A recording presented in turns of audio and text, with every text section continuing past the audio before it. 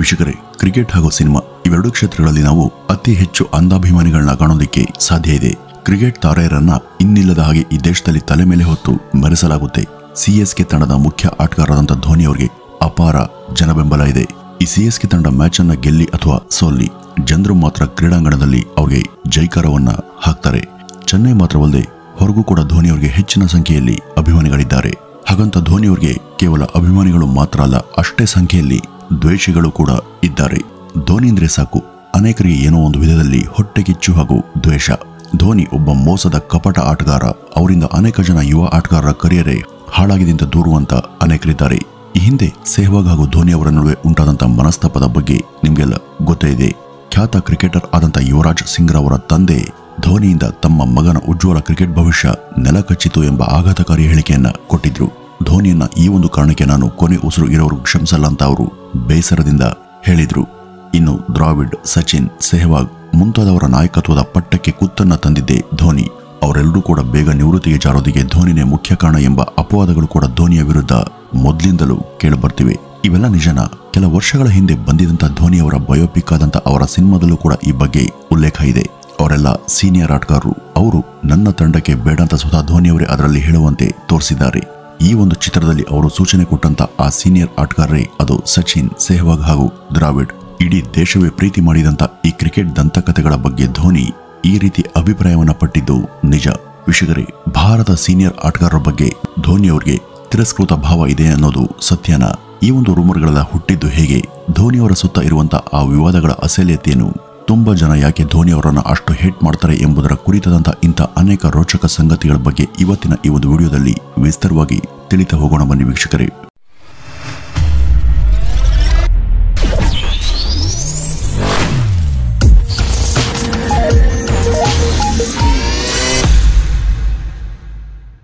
ಭಾರತೀಯ ತಂಡದ ಲೆಜೆಂಡರಿ ಆಟಗಾರರಾದಂಥ ಸೌರವ್ ಗಂಗೂಲಿ, ಸಚಿನ್, ಸೆಹ್ವಾಗ್, ದ್ರಾವಿಡ್ ಮೊದಲಾದವರು ಕೂಡ ಭಾರತದ ಹಲವು ಪ್ರಮುಖ ಜಿಲ್ಲೆ ಹಾಗೂ ಸ್ಥಳಗಳ ಮೂಲದಿಂದ ಬಂದು ಪ್ರಸಿದ್ಧಿಗೆ ಬಂದಂತ ಆಟಗಾರರು.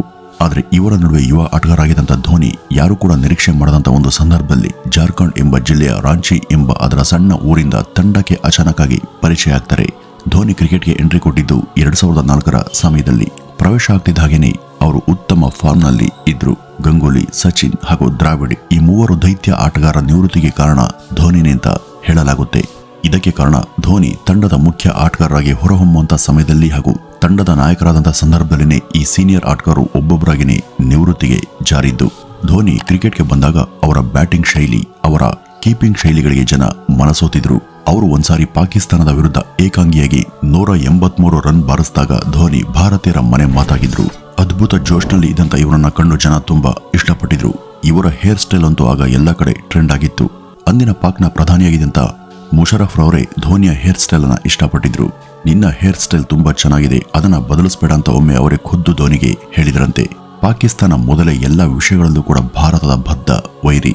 ಹೀಗಿರುವಾಗ ಅದರ ಅಧ್ಯಕ್ಷರೊಬ್ಬರು ಭಾರತದ ಆಟಗಾರನಿಗೆ ಅಭಿಮಾನಿಯಾಗೋದು ಹಾಗೂ ಕಾಂಪ್ಲಿಮೆಂಟ್ ಅನ್ನು ಕೊಡೋದು ಅಂದ್ರೆ ಅದು ತಮಾಷೆ ವಿಷಯ ಅಲ್ಲ. ಅದೆಲ್ಲ ಸಾಧ್ಯವಾಗಿದ್ದು ಧೋನಿ ಎಂಬ ಮಾಂತ್ರಿಕನಿಂದ. ಈ ರೀತಿ ಇದ್ದಾಗ 2005ರ ಸಮಯದಲ್ಲಿ ಆಗ್ಲೇ ಸೌರವ್ ಗಂಗೂಲಿ ಅವರ ಪರ್ಫಾರ್ಮೆನ್ಸ್ ದುರ್ಬಲಗೊಂಡಿತ್ತು. ಅವರು ಅದಾಗ್ಲೇ ದುರ್ಬಲ ನಾಯಕ ಎಂಬ ಟೀಕೆಗೆ ಗುರಿಯಾಗಿದ್ರು. ಆಗ ಅವರನ್ನ ನಾಯಕನ ಪಟ್ಟದಿಂದ ಕೆಳಗಿಳಿಸಿ ಆ ಒಂದು ಸ್ಥಾನವನ್ನ ರಾಹುಲ್ ದ್ರಾವಿಡ್ಗೆ ವಹಿಸಿಕೊಟ್ಟಿದ್ರು. ಆದರೆ ದ್ರಾವಿಡ್ರ ಬಳಿಕ ಅವನು ತಂಡವನ್ನ ಮುನ್ನಡೆಸೋದು ಯಾರು ಎಂಬ ಪ್ರಶ್ನೆ ಅದೇ ಒಂದು ಸಮಯದಲ್ಲಿ ಉದ್ಭವಿಸಿತ್ತು. ಹೀಗಿದ್ದಾಗ T20 ವಿಶ್ವಕಪ್ನ ಅಂತಾರಾಷ್ಟ್ರೀಯ ಟೂರ್ನಿಮೆಂಟ್ ಕೂಡ ಅದೇ ಒಂದು ಸಮಯದಲ್ಲಿ ತಲೆ ಎದ್ದಿತ್ತು. ಈಗ ಈ ಒಂದು ತಂಡಕ್ಕೆ ಯಾರಾದರೂ ಒಬ್ಬ ಯಂಗ್ ಹಾಗೂ ಎನರ್ಜೆಟಿಕ್ ಆದ ಆಟಗಾರನ ನಾಯಕತ್ವ ಅವಶ್ಯಕತೆ ಇದೆ ಅಂತ ತಂಡದ ಮುಖ್ಯಸ್ಥರು ಭಾವಿಸಿದ್ರು. ಆಗ ಎಲ್ಲರ ದೃಷ್ಟಿ ಧೋನಿಯ ಕಡೆಗೆ ತಿರುಗುತ್ತೆ. ಕಾರಣ ಅವರು ನಿರೀಕ್ಷೆ ಮಾಡದಂತ ಎಲ್ಲ ಅರ್ಹತೆಗಳು ಕೂಡ ಧೋನಿಯವರಿಗಿದ್ವು. ಧೋನಿಯವರು ಎಲ್ಲ ಪಂದ್ಯಗಳಲ್ಲೂ ಕೂಡ ಒಂದೇ ತರಹ ಯಶಸ್ವಿಯಾಗಿ ಆಡಿ ತಂಡವನ್ನ ಮುನ್ನಡೆಸ್ತಾ ಇದ್ರು. ಅದು T20 ವಿಶ್ವಕಪ್ ಇರಲಿ, ಒನ್ ಡೇ ಮ್ಯಾಚ್ ಇರಲಿ, ಟೆಸ್ಟ್ ಇರಲಿ, ಎಲ್ಲವುಗಳಲ್ಲೂ ಕೂಡ ಅವರ ಪ್ರದರ್ಶನ ಅತ್ಯುತ್ತಮವಾಗಿರ್ತಾ ಇತ್ತು. BCCIನ ನಿರ್ಧಾರದಂತೆ ಧೋನಿಯವರು ಭಾರತದ ಎಲ್ಲ ಪಂದ್ಯಗಳು ಕೂಡ ನಾಯಕರಾಗಿ ಅದನ್ನ ಮುನ್ನಡೆಸ್ತಾರೆ. ಆಗ ಭಾರತ ಆಸ್ಟ್ರೇಲಿಯಾದ ಟೂರ್ನಲ್ಲಿ ಇದ್ದಾಗ ಒಂದು ಗೊಂದಲ ಏರ್ಪಡುತ್ತೆ. ಅದೇನು ಅಂದ್ರೆ ಭಾರತದಲ್ಲಿ ಆಗ ಸೆಹ್ವಾಗ್, ಸಚಿನ್ ಹಾಗೂ ಸೌರವ್ ಇದ್ರು. ಇವರೆಲ್ಲ ಅತ್ಯುತ್ತಮ ಆಟಗಾರರು ಅನ್ನೋದರಲ್ಲಿ ಯಾವುದೇ ಅನುಮಾನ ಇಲ್ಲ. ಆದರೆ ಕಾಲಕ್ರಮೇಣ ಇವರ ಆಟದಲ್ಲಿ ನಿಧಾನಗತಿ ತಲೆದೋರಿತ್ತು.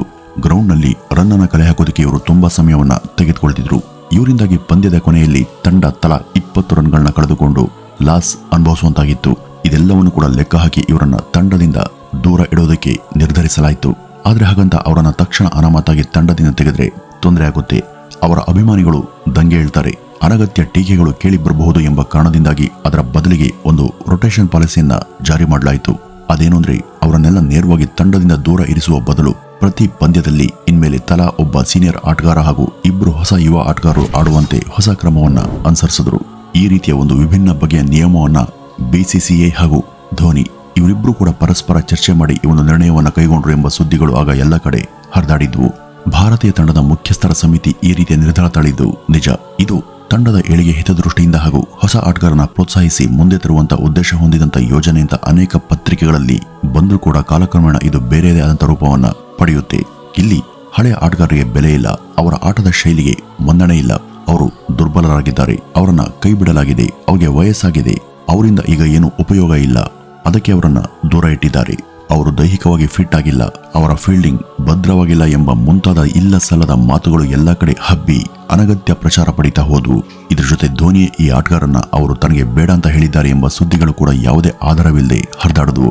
ಈ ಬಗ್ಗೆ ಸಚಿನ್, ಸೆಹವಾಗ್, ಗಂಗೂಲಿ ಮೊದಲಾದವರ ಬಳಿಗೆ ಬಂದಂತ ಅನೇಕ ಮಾಧ್ಯಮಗಳ ವರದಿಗಾರರು ಈ ಕುರಿತು ಪ್ರಶ್ನೆಯನ್ನ ಕೇಳ್ತಾ ಇದ್ದು ಇದು ನಿಜನಾ ಅಂತ ಕೇಳೋದಕ್ಕೆ ಶುರು ಮಾಡಿದ್ರು.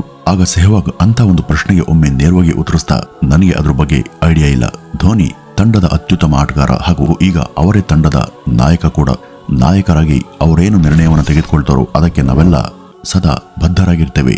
ಅವರು ಏನೇ ನಿರ್ಧಾರ ತೆಗೆದುಕೊಳ್ಳಿ ಅದು ತಂಡದ ಹಿತದೃಷ್ಟಿಯಿಂದ ಸರಿಯಾಗಿಯೇ ಇರುತ್ತೆ ಅಂತ ಹೇಳಿದ್ರು. ಆದರೆ ಮಾಧ್ಯಮಗಳಲ್ಲಿ ಈ ಒಂದು ವಿಷಯವನ್ನ ತಿರುಚಿದ್ರು. ಸೆಹವಾಗ್ ಹಾಗೂ ಧೋನಿ ಅವರ ನಡುವೆ ಏನೋ ಕಲಹ ಇದೆ, ಸಮಸ್ಯೆ ಇದೆ ಅಂತ ಬಿಂಬಿಸಿದ್ರು. ಎಷ್ಟೋ ಪಂದ್ಯಗಳಲ್ಲಿ ಧೋನಿ ನಾಯಕರಾಗಿದ್ದಾಗ ಸೆಹವಾಗ್ ವೈಸ್ ಕ್ಯಾಪ್ಟನ್ ಕೂಡ ಆಗಿದ್ರು. ತಾನು ಒಂದು ಸಲ ಆದ್ರೂ ಕೂಡ ತಂಡದ ನಾಯಕ ಆಗಬೇಕು ಅಂತ ಸೆಹವಾಗ್ ಆಸೆಯನ್ನ ಪಟ್ಟಿದ್ರು. 2011ರಲ್ಲಿ ಧೋನಿ 2ನೇ ಸಲ ಭಾರತಕ್ಕೆ ವಿಶ್ವಕಪ್ ಅನ್ನ ಗೆಲ್ಲಿಸಿಕೊಟ್ಟಾಗ ಅದರ ಸಂಭ್ರಮಾಚರಣೆ ಹೇಳತಿರದಾಗಿತ್ತು. ಈ ಒಂದು ಸಮಯದಲ್ಲಿ ಗಂಭೀರ್ ಅವ್ರಿಗೂ ಹಾಗೂ ಧೋನಿಗೂ ನಡುವೆ ಮನಸ್ತಾಪ ಉಂಟಾಗಿತ್ತು. ಯಾವುದೇ ಆಟಗಾರ ಎಷ್ಟೇ ಉತ್ತಮವಾಗಿ ಆಡಿದ್ರೂ ಕೂಡ ಇಂಥ ಸಮಯದಲ್ಲಿ ಎಲ್ಲರೂ ಕೂಡ ಕ್ರೆಡಿಟ್ ಅನ್ನ ಕೊಡೋದು ತಂಡದ ನಾಯಕನಿಗೆ ಮಾತ್ರ. ಹಾಗಾದಾಗ ತಂಡಕ್ಕಾಗಿ ಶ್ರಮಿಸಂತ ಇತರೆ ಆಟಗಾರರ ಮನಸ್ಸಿಗೆ ಘಾಸಿಯಾಗುತ್ತೆ. ನಾಯಕ ಹಾಗೂ ಉಳಿದವರ ನಡುವೆ ಮನಸ್ತಾಪಕ್ಕೂ ಕೂಡ ಇದೇ ದಾರಿಯಾಗುತ್ತೆ. ಇನ್ನೊಂದ್ ಕಡೆ ಧೋನಿಯವರ ಜನಪ್ರಿಯತೆ ಯಾವ ರೇಂಜ್ಗೆ ಇಮ್ಮಡಿಯಾಯಿತು ಅಂದ್ರೆ ಸೆಹವಾಗ್, ಸಚಿನ್, ಗಂಗೂಲಿ ಇವರೆಲ್ಲರ ಅಭಿಮಾನಿಗಳು ಕೂಡ ಧೋನಿಯನ್ನ ಇಷ್ಟಪಡೋದಕ್ಕೆ ಬೆಂಬಲಿಸಲು ಶುರು ಮಾಡಿದ್ರು. ಸೀನಿಯರ್ ಆಟಗಾರರಿಂದನೂ ಕೂಡ ಧೋನಿ ಬೆಸ್ಟ್, ತಂಡವನ್ನ ಮುನ್ನಡೆಸೋರಲ್ಲಿ ಧೋನಿಯೇ ಅತ್ಯುತ್ತಮ ಎಂಬ ಹೇಳಿಕೆಗಳು ಇತರೆ ಆಟಗಾರರ ಅಭಿಮಾನಿಗಳಿಂದನೂ ಕೂಡ ಕೇಳಿ ಬರತೊಡಗಿದ್ವು. ಹಾಗಂತ ಧೋನಿಯವರಿಗೆ ದಕ್ಕಿದಂತ ಆ ಒಂದು ನಾಯಕತ್ವದ ಪಟ್ಟ ಹೂವಿನ ಹಾಸಿಗೆಯಂತೆ ಇರಲಿಲ್ಲ. ಅಲ್ಲಿ ಅನೇಕ ಮುಳ್ಳುಗಳಿದ್ವು. ಇವರ ನಾಯಕತ್ವದ ಅವಧಿ ಅನೇಕ ಇಲ್ಲ ಸಲ್ಲದ ಗಂಭೀರ ವಿವಾದಗಳಿಂದ ಕೂಡಿತ್ತು. ದ್ರಾವಿಡ್, ಸೌರವ್ ಮುಂತಾದವರು ಮೂಲೆಗುಂಪಾಗೋದಕ್ಕೆ ಧೋನಿನೇ ಕಾರಣ ಅಂತ 2011ರ ನಂತರ ಯುವರಾಜ್ ಸಿಂಗ್ ಹೆಚ್ಚಾಗಿ ಯಾವುದೇ ಪಂದ್ಯದಲ್ಲೂ ಕೂಡ ತಾವು ಕಾಣಿಸಿಕೊಳ್ಳದೆ ಇರೋದಕ್ಕೆ ಧೋನಿಯವರ ಪ್ರಾಬಲ್ಯನೇ ಕಾರಣ ಅಂತ ಹೇಳಲಾಯಿತು. ವಿಶ್ವಕಪ್ ಇನ್ನು 5 ವರ್ಷ ಮುಂದಿರುವಾಗಲೇ 4 ವರ್ಷಗಳ ಮೊದಲೇ ಧೋನಿ ತಂಡದ ಆಟಗಾರನ ಕಲೆ ಹಾಕಿ ಅದಕ್ಕೆ ಅಭ್ಯಾಸವನ್ನ ಶುರು ಮಾಡಿಸ್ತಿದ್ರು.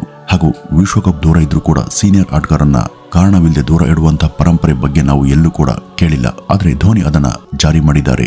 ಅವರೀಗ ತಂಡದ ನಾಯಕರಾದಂತಹ ಹುಮ್ಮಸ್ನಿಂದ ತಮ್ಮ ಮನಸ್ಸಿಗೆ ಬಂದಂತೆ ಅವರು ವರ್ತಿಸುತ್ತಿದ್ದಾರೆ ಅಂತ ಸೆಹವಾಗ್ ಕೂಡ ಬೇಸರಿಸಿಕೊಂಡಿದ್ರು. ವಿಶೇಷವಾಗಿ 2009-12 ನಡುವೆ ಧೋನಿ ಹಾಗೂ ಸೆಹವಾಗ್ ನಡುವಿನ ಈ ಕೋಲ್ಡ್ ವಾರ್ ತನ್ನ ಉತ್ತುಂಗದಲ್ಲಿತ್ತು.